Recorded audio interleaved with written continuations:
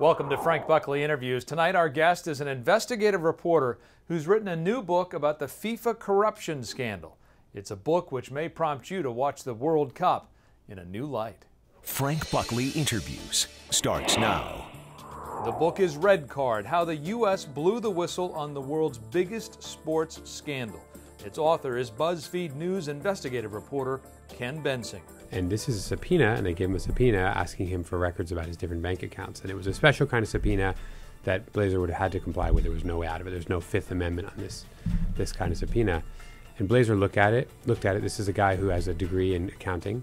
So he knows, of all people who knows that you should file taxes, it's this guy.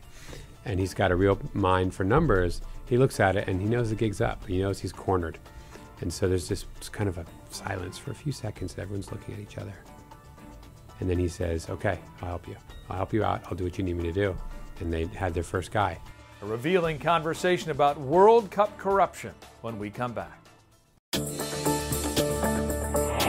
Well, Ken, welcome. And congratulations on a book that really reads like a mob investigation. It's not a sports story. Yeah, that's right. Thanks for having me, Frank, and the show. This is great. And I appreciate you saying that about the book.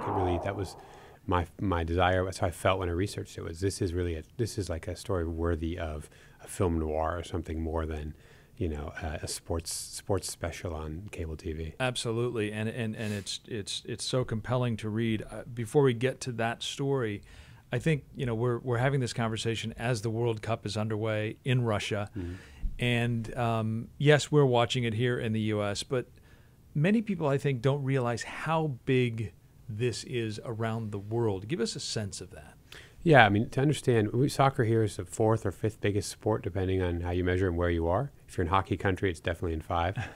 But in other countries, it's so big, it's hard to imagine. It's as if you took the NFL, NBA, Major League Baseball, and the NHL and squashed them into one thing, and that was the only thing, right? I have family in South America. That's all they talk about all year round is soccer. And in Europe, it's the same way. There is no other sport. It's so big in those countries that it becomes something greater than sports. It's a political issue. Soccer politicians, people who run soccer clubs, become politicians. Argentina, for example, the president of Argentina was the head of the biggest soccer club in the country. And so it is like a way of life in most of the world. You, in fact, in your book, talk about how in June of 2010, as various countries are making their pitches for the World Cup, you talk about Russia and their PowerPoint deck and how it's crashing.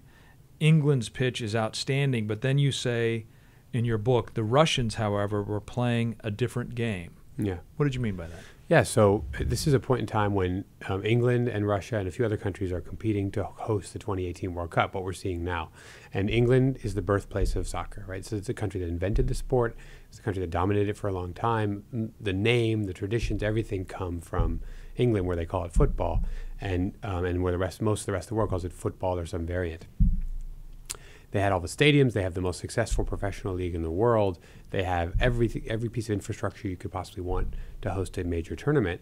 And so it seemed like it would be a cakewalk for them. And when they presented to the FIFA being the world soccer organization that runs the World Cup, when they presented to FIFA their deck and all their everything, it was clear they were the best. Russia, on the other hand, doesn't have much of a soccer history. It hasn't had a really good soccer team since the days of the Soviet Union. And doesn't have infrastructure, has a tanking economy, doesn't have stadiums, doesn't have hotels, doesn't have airports, doesn't have any of the stuff you'd want. And so no one took it seriously. And when they were presenting, they couldn't even get a PowerPoint presentation to run correctly. And it seemed clear, like, this is easy. England's going to host the 2018 World Cup, but it's not what happened. And the story of how Russia wins the World Cup is actually sort of the beginning of the end, I think, for what we thought of FIFA at the time. And I would argue it was the first sign that the Russia that we see today was coming. If you'll recall, in 2009, 2010, that was the time of the reset with Russia, right? This is then President Obama going to meet Putin and hugging him, and this is going to be a brave new era with Russia, and this was a warm and fuzzy Russia. But what we learn now, 8 years later, is that was really the beginning of the kind of Russia that's interventionist, that gets what it wants, no matter what, kind of a Machiavellian Russia that we all understand today. And they used some of those techniques that we now know about to win the World Cup. It appears so, yeah. The evidence is suggestive that there was some sort of foul play happening, that they were influencing voters in ways that you're not supposed to, that they were potentially bribing people or providing them, if not money, payments in kind, like artworks to get them to vote their way. They were employing powerful people to put pressure on people. And then in the end, to avoid scrutiny, they destroyed all their computers that had all the information about their bid and all the financials, so there was no paper trail. So it was really run as if it was a giant black op. Your book has so many colorful characters in it. And I want to get into those characters by the way you got into these characters. The first person you wrote about for BuzzFeed was Chuck Blazer. Mm-hmm. And Chuck Blazer was this guy who came into soccer at a time when it wasn't that big of a deal in the U.S. New Rochelle, 1970s, as he sort of takes over his local league. And then what happens? Yeah, I like to think of Chuck Blazer as that guy on your kid's soccer team who's sitting on the sidelines claiming, if I was the president of soccer, if I was the king of soccer, I would do this, that, and the other thing. Right. And everyone laughs it off, except that Chuck Blazer did do that. He was the AYSO coach, the youth league coach, who reached the very top of the soccer pyramid. It's incredibly an unlikely story. A guy from Queens, New York, a guy who never played the sport, the guy who never even really saw it until he was about 30 or 35 years old, ends up becoming one of the 24 most powerful people in the entire world of soccer, a member of FIFA's executive committee, and really influential in the running of the sport internationally. A guy who modernized the sport in the U.S., who helped create the U.S. women's national team, who played a role in the Women's World Cup being created, who got major TV contracts for Major League Soccer in the U.S., but also, as we've learned, was skimming from the sport the whole time and enriching himself, probably illegally and mostly illegally, from the sport by giving himself incredible sweetheart contracts where he would get 10% of every dime that went into the organizations he ran, by taking bribes for votes in those World Cup selection things and in other issues, and by putting every single expense in his entire life on soccer's credit card that he never paid back. This is a guy who literally stole 20, 30 or more $1 million from the game. And he ends up becoming at the center of this huge criminal case. Before we get to that criminal case, I want to talk about how you come into this story. You write this profile for BuzzFeed in 2014? Correct. And you discover what? So I'm writing a big profile of this guy who I've heard about. Doesn't get a lot of attention because even though he's very powerful, he's American.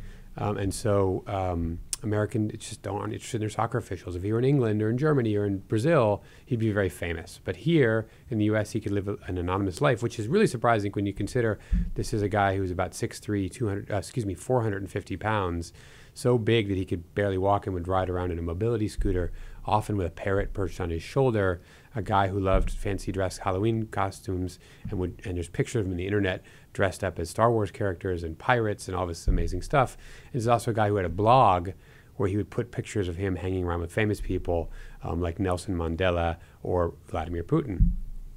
But he somehow escaped notice. And so I wrote this big profile of him. The profile ran, and it was in the world of people who followed soccer, it was well received, and that was great. But then I moved on to other projects, as I do. I'm an investigative reporter.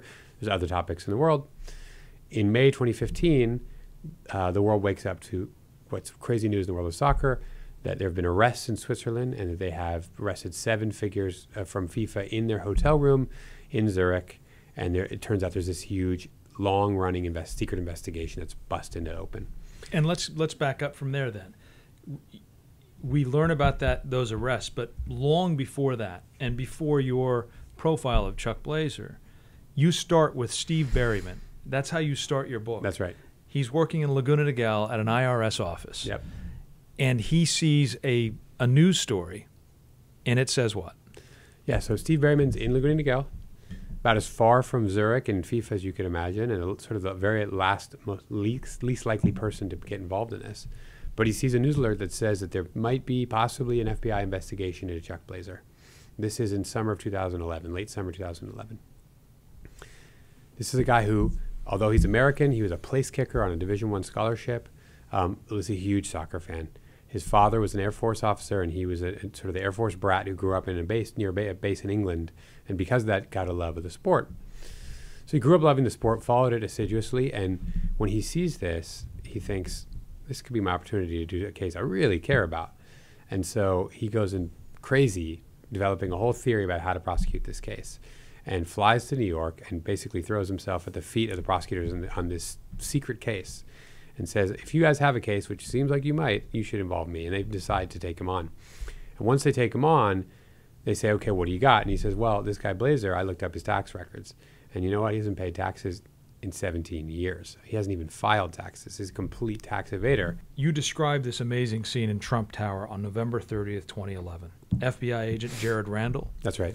And this IRS special agent Steve Berryman. And they asked Chuck Blazer to come to Trump Tower, where Blazer has his office. Correct. And he agrees to come to discuss. What does he think he's coming to discuss? Well, so Blazer not only does he have an office in the Trump Tower, but he has an apartment. He lives in the Trump Tower. So this is his base of operations. He had lunch with Jared Randall, who's the young FBI agent on the case, sometime earlier, because curiously enough, a guy who hadn't paid taxes in so long actually proactively calls the FBI and says that he's concerned about match fixing in soccer. And so he does the thing that's very odd, which is to put himself in front of law enforcement to complain about match fixing. Nothing comes to lunch because, of course, the FBI agent is interested in this point in soccer, but not in match fixing. He's looking into the corruption and administration of the sport. And he's already looking into that. Correct. And so he uses a chance to sort of size up Blazer and see what this guy's made of. So when the FBI calls Blazer months later and says, we'd like to meet with you again, he thinks it's going to be about more match fixing stuff, and he's pleased to meet them. And so he says, well, I'm out at dinner, but I can meet an hour and a half or something in the atrium next to Trump Tower. We can meet there. So Berryman and Randall go, and they sit down at the table, and they wait for him to show up. And he rolls in his little motorized scooter, completely unaware of what is about to hit him. And that's sort of the setup for this moment, which is called the flip. And in that flip, Chuck Blazer is sitting there, and Randall and Berryman say to him what? They say to him, I think they basically cut to the chase. Randall turns to Berryman and says, you've got the story to tell. And Berryman says, look, I want you to know that we love this sport, we care about it, we want to clean it up, but you need to know you haven't paid taxes and we know it. And this is a subpoena, and they give him a subpoena asking him for records about his different bank accounts. And it was a special kind of subpoena that Blazer would have had to comply with. There was no way out of it. There's no Fifth Amendment on this kind of subpoena. And Blazer looked at it. This is a guy who has a degree in accounting, so he knows, of all people who knows that you should file taxes, it's this guy. And he's got a real mind for numbers. He looks at it and he knows the gig's up. He knows he's cornered. And so there's this kind of a silence for a few seconds and everyone's looking at each other. And then he says, okay, I'll help you. I'll help you out. I'll do what you need me to do. And they had their first guy. The case had been open for about a year and a half at that point, and this was the first break. This is the first person inside FIFA, and in his case, almost at the very top. Only the president of FIFA was above him, and he's going to cooperate with their investigation. It's a huge break for them, and when Randall and Berryman went outside, they all but high-fived each other. They were so excited because they finally had traction on their case. And at that point, Chuck Blazer begins to cooperate, and he wears a wire, records phone conversations. What does he do to help in the investigation? But all that and more. He wears a wire. He makes phone calls that are potentially recorded on his behalf. And he also provides hundreds of hours of information where he's sitting in rooms with FBI, IRS agents, and prosecutors talking about how the world of soccer works. Who's who, where the money is, what are the mechanics of the business of the sport, and where the bribes are coming from and going to. And what are alleys they should pursue, and what are things that are dead ends. He turns out to be an incredible cooperator, one of the best they could ever hope for, because he's, in a world that mostly dominated people who aren't American. This is an American who speaks their language literally, but also understands how Americans think, and can be their sort of their tour guide, if you will, through the world of FIFA. So it's hugely important, helps them lay the whole groundwork for the case, and also helps them realize what kind of case this is going to be, because it's while talking to him that the prosecutors in the case decide and discover that this is really an organized crime case, that they're going to pursue this case the same way they pursued cases against the Italian mafia in Brooklyn, which is the Genovese family, the Bonanno family, the Gambino family, all that. They see FIFA as the same kind of deal. So there's a light bulb moment where it comes on over their head, and they go, "Oh yes, this is this kind of case, and we're going to use racketeering laws to bring them down." And describe that corruption for us. What form did it take? Yeah. So there's different kinds of corruption in soccer. There's the most obvious one we touched on a little bit earlier, which is how votes are determined for things like where the World Cup are going to take place, which are the most high-profile, important things FIFA does. But the prosecutors were already suspicious of that kind of thing going in. What they had no clue about, and what Blazer told them about, was about the commercial side of the sport, how much bribery there was in every level of sport when there's a commercial aspect. And we're talking about television money for broadcasting the games. We're talking about sponsorship money for all those brands that want to put their names all over the sport. And we're even talking about things like what uniforms the teams will wear, or who plays in games. In this case, if a guy gets a $5 million bribe, he just pockets it. It's money that would have gone to the organization, it would have gone to youth soccer, it would have gone to teams or anything. It just, he pockets it. And those were the kinds of figures you're talking about, $5 million? There was bribes. There's bribes for as little, in some countries, for just a few $1,000s. But some of the biggest bribes, the biggest bribe that I heard about negotiated for one single thing was a $10 million bribe to the head of North America's confederation for signing away the rights to a tournament. And separately, there was a $15 million bribe to an Argentine for him to vote for Qatar to host the 2022 World Cup. Another important character in your story is Christopher Steele. And people will know the name. He's the former MI6 spy responsible for the so-called Trump dossier, a story that you worked on for BuzzFeed as well. How does Christopher Steele enter this FIFA story? Yeah, if you want to find a sort of a person who started this all, to put a finger on that person, it would be Christopher Steele. Christopher Steele was a lifelong spy for the British Secret Service. And when he retired from that job, he opened a private company that did corporate research. This is intelligence for corporations and that sort of thing. And one of his very first clients was the English bid for the World Cup, which we've been talking about. They hired him and a couple other intelligence firms to do research on all the FIFA voters and also on their competitors. And he was hired because his expertise was Russia. This is a guy who lived in Russia as an undercover agent, had run the Russia desk at MI6 in central London. And when he starts finding icky stuff about what Russia's doing, he tells his clients at the English bid that there's problems and it's not going to be as easy as they thought. But he also tells the FBI. The reason he tells the FBI is because he had just built a relationship with the FBI. The FBI had a field office in New York specialized in Russian organized crime. The head of that squad was in London in the spring of 2010 looking for cases. And he had been looking into a case actually in the Trump Tower of all places involving an illegal gambling organization run by a Russian crime boss. And so he went to London and was introduced to Steele, who could give him potentially information about this Russian crime boss. And he says to Steele, if you have any other cases, you have my number, call me anytime. FBI agent goes back to New York. Steele is discovering untoward acts by the Russians for the World Cup. And so he calls the FBI agent back and he says, look, you might be interested in this other thing called FIFA. Why don't you fly back to London and we can talk about it? So the FBI agent does go back to London with a couple other agents and a prosecutor, and they sit down with him as well as with an investigative journalist who knew a lot about this, and he tells them about all the corruption in FIFA and particularly what Russia is up to. And that journalist is Andrew Jennings. Correct. It's Andrew Jennings, who's kind of in the world of soccer investigative journalism, kind of a legend. He's the Woodward and Bernstein of soccer journalism, a guy who'd been researching corruptions in the sport since 2002 and before that the Olympics as well. And so this guy provides the FBI agent as an incredible goldmine of information. Agent had never really heard of FIFA, barely knew about the sport of soccer. He's kind of a meat and potatoes football and baseball sort of guy.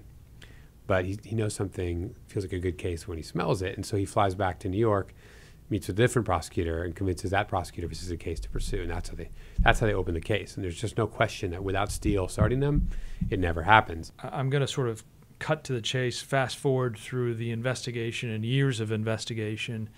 What ultimately happens? How many FIFA officials are arrested? How many of them are convicted? And where are we in the process? Yeah, so initially there was 14 people indicted in the first indictments, and there was another 16 or so in the second round of indictments. And to date, about 4 dozen people and corporations have been indicted in the case. And about half of those, 24 people, have pled guilty or been convicted in the case, and several corporations have signed big settlements with the DOJ, admitting that they were up to no good, essentially, or at least not contesting charges that they were doing criminal acts.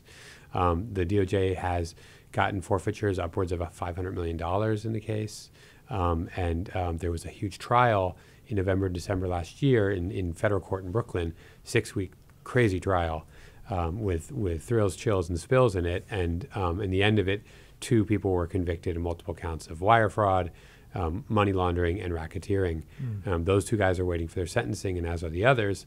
And meanwhile, the case continues. So there's a lot of people in FIFA who are still quaking in their boots that someone could come knocking on their door soon too.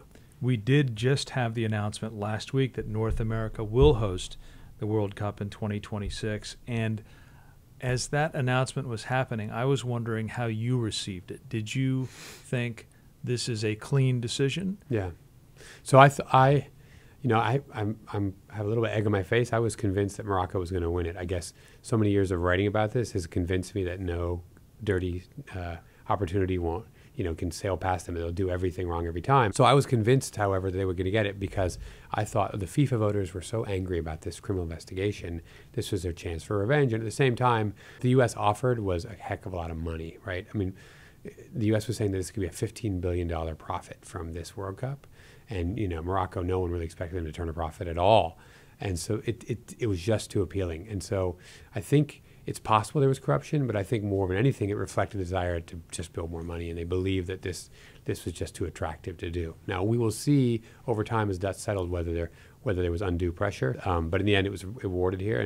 And I my fingers crossed it was cleaned because, I really, as dirty as this sport has been, I would like to see it cleaned up. I think so many people love it so much. I've had the chance to travel around the world and see the people who love it.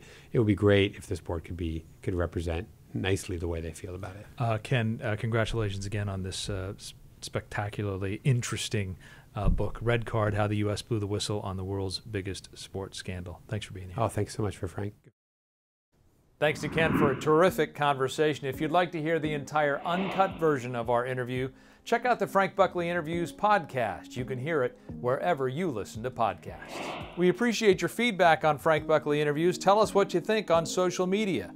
I'm Frank Buckley TV on Twitter and Instagram, and there's a Frank Buckley Facebook page as well. We'll also post the interview on YouTube so you can share it with your friends around the world. Thanks for watching. We'll see you next time.